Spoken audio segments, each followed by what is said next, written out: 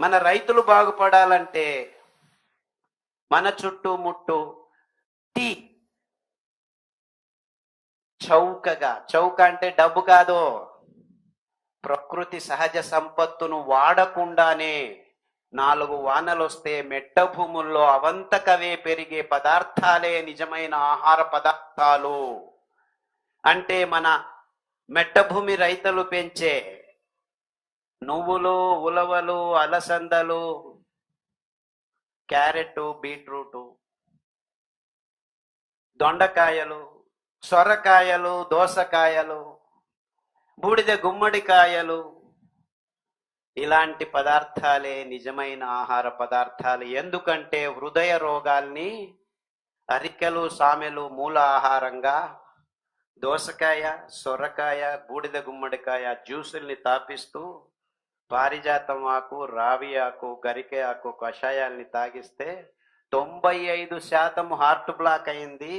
Already 2 స్టంటులు వేశారు, ఇంకా 3వ స్టంట్ వేయలేము, ఓపెన్ హార్టర్ సజ్జేస్తాము, తర్వాత కూడా నీవు బతుకుతావో లేదో మా క్రాస్ ద ఫింగర్స్ అని చెప్తే అప్పుడు ఇంకా దిక్కు తెలియక వీడేమిటో బాగుపడతానో లేదా అంటున్నాడని చివరికి ఎవడో ఖాదర్ ఇలా చెప్పాడని ఆ జ్యూసులు, ఆ కషాయాలు అది తింటే 9 వారాల్లో ఇతను కూర్చొని లేచేదానికి వీలు కాకుండా వాడు బుడబుడ అని 6 కిలోమీటర్లు నడవడం మొదలు పెడితే డాక్టర్ చూసి ఇదేమిటి, ఎక్కడ పోయింది నీ హార్ట్ బ్లాక్ అని అడిగితే జ్యూసులు తాగాము, కషాయాలు తాగాము, ఇలా బాగవుతుంది. కషాయాలతో రోగాలు బాగవుతాయా? కషాయాలు తాగితే ఇలా బాగవుతుంది, అది ఎలా బాగవుతుంది?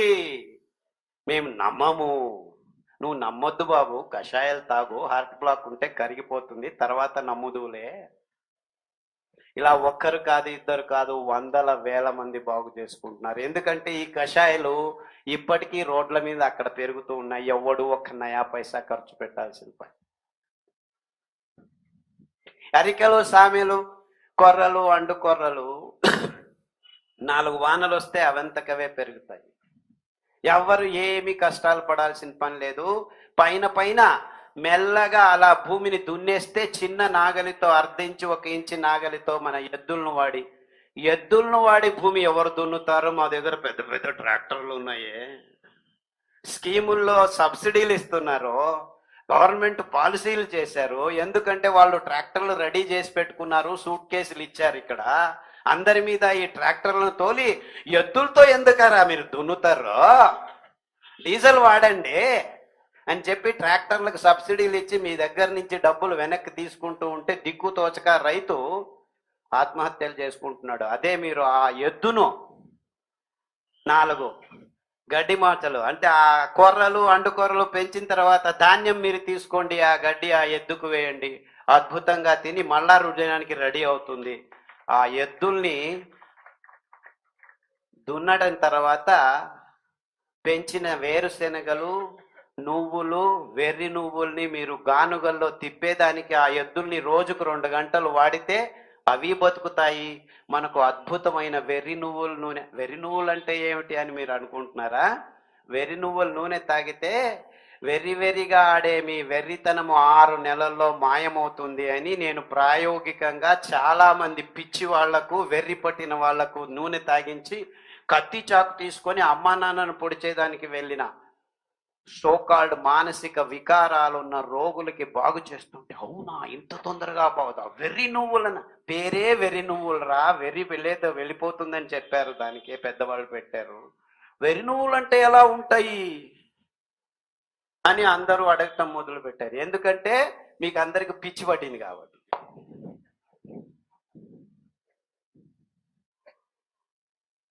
వెర్రి నువ్వులు అవంతకవే పెరుగుతాయి.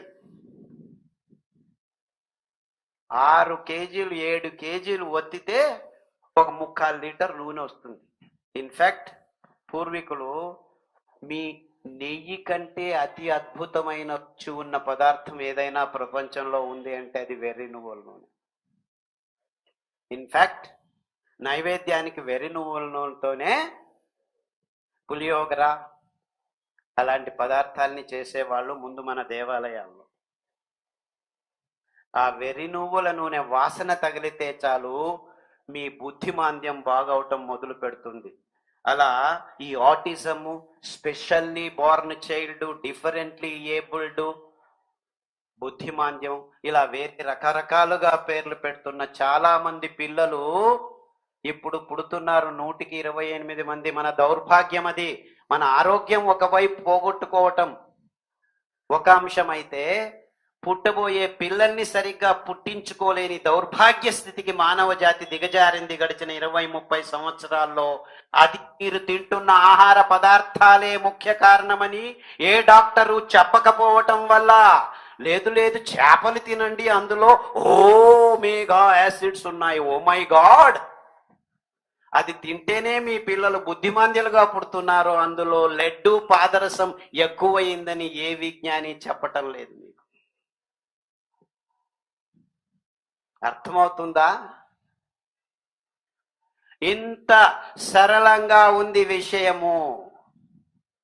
సో మీరందరూ నేను ఈ ఎండి, ఈ ఎంఎస్, ఇది చేశాను, అది చేశాను అని అనుకోవచ్చు. కానీ ఈ విషయాలన్నీ మీ పాఠ్య పుస్తకాల్లో ఎవరూ రాయలేదు, ఎవరూ చెప్పలేదు, చెప్పేదానికి ముందుకు రారు, రాబోరు. ఎందుకంటే 128 మంది ఎండి, ఎంఎస్ డాక్టర్లు కూడాను డయాబెటిక్ పేషెంట్లుగా ఉన్నారు.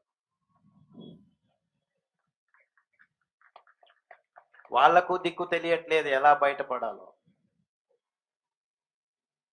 అర్థమవుతుందా నేను చెప్పేది? అంటే ఇదంతా పెద్ద మోసం జరిగింది గడిచిన 60 సంవత్సరాల్లో. We have all been taken for a ride all over the world. Industrial food culture వచ్చేసింది. అంటే ఆహారాన్ని కేంద్రీకృత వ్యవస్థలో తయారు చేసి అందరికీ సరఫరా చేసే ఒక పెద్ద విధానాన్ని గడిచిన 50 సంవత్సరాల్లో వ్యవస్థితంగా మన మీద రుద్దబడింది. దాని నుంచి బయటపడితేనే మీ ఆరోగ్యం బాగుపడుతుంది, మన రైతులు బాగుపడతారు, మన పల్లెలు బాగుపడతాయి, మన పర్యావరణం బాగుపడుతుంది. ఇదంతా ఒక్క విషయమే, విడివిడిగా లేదు. ఎద్దులు బాగుపడటం, మన రైతులు బాగుపడటం, మన ఆరోగ్యం బాగుపడటం, మన పల్లెలు బాగుపడటం. మన పల్లెలు ఆర్థికంగా నిలదొక్కుకోవాలంటే ఆ మెట్ట భూమి రైతులు ఉన్న పల్లెలు పండిస్తున్న పదార్థాలకి గౌరవంతో, భక్తితో కొద్దిగా డబ్బిస్తే వాళ్ళు బతుకుతారు. లేదు మేము అనుదానాలు ఇస్తుంటాము, ఏం చేస్తారు? వాళ్ళందరూ సిటీలకు వచ్చి గేట్ల ముందా కాపర్లు గాను, చిన్న చిన్న పనులు చేసుకునే లేబరర్స్ గాను మారిపోతే మనం దిక్కు తెలియక, సిటీల్లో ఎలా బతకాలో తెలియక ఈ ట్రాఫిక్ లో వద్దాడుకొని పుట్టుకో అని చెప్తున్నాం. అక్కడి నుంచి ఇక్కడికి వచ్చేదానికి 3 గంటలు, 60 కిలోమీటర్లే. ఇన్నోవా కారు, పెద్ద పెద్ద రోడ్లు, 8 లైన్లు, అయినా 3 గంటలు. అంటే 20 కిలోమీటర్ల కంటే గంటకు దూరం రాలేకపోయాను నేను. ముందు మా ఆవ దగ్గరికి పోతుంది 30 కిలోమీటర్లు, ఎడ్ల బండిలో ఎక్కితే గంటలో వెళ్ళిపోయేవాళ్ళం. ఎడ్ల బండి మేళ, ఇన్నోవా మేళ.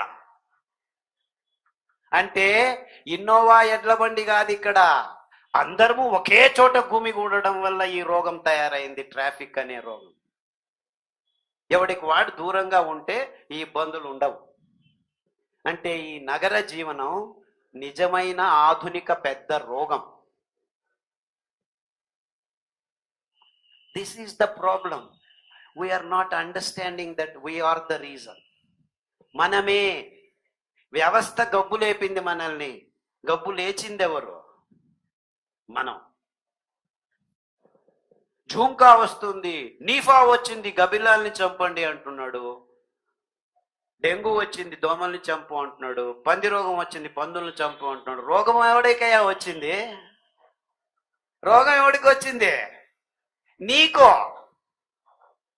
నువ్వు ఏమి చేయలేకపోతున్నావు, నీకు వస్తుంది రోగం. సో నిన్ను చంపేద్దామా? And this is the solution the modern world is giving you. ఏమంటే చంపేస్తున్నారు. డెంగ్యూ వస్తే చనిపోతున్నారు 195 మంది. Because we have no answer.